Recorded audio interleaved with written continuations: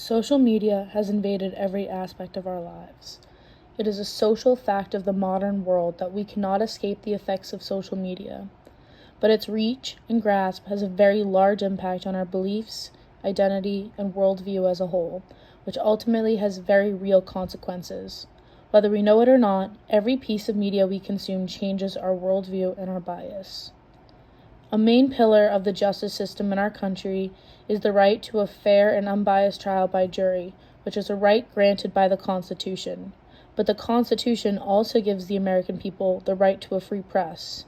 The intersection of these two constitutional guarantees is where we most clearly see the effects of how pervasive and destructive the media can be.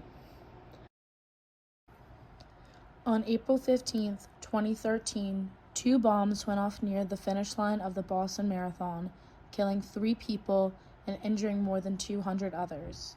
The pursuit of the people responsible led the investigation to 2 brothers, Dajkar and Tamerlan Tsarnaev. As a highly publicized event, the marathon, the bombing, the pursuit of the suspects, the investigation, and the trial were made very public. Tamerlan eventually died in a shootout with police, but Dajkar ultimately stood for trial. The investigation and details surrounding every aspect of the bombing became public knowledge long before Tsarnaev ever got to stand for trial. The judicial system has mechanisms to try to mitigate the effects of any pretrial publicity, the most common and effective mechanism being a change in location. Dajkar was not granted the right to a change of venue. However, every person in the nation could not escape the coverage of this event.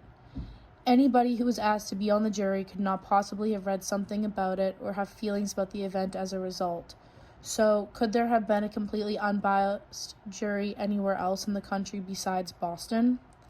It is important to consider the trial for the Boston Marathon bomber, Dajkar Tsarnaev, because it is a clear case study in showing how the pervasiveness of the media can have a very large impact with potentially harmful effects on a pillar of society.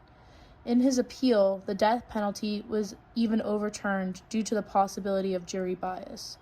How do we go forward in a society that needs a free press, but everyone also deserves a fair and unbiased trial?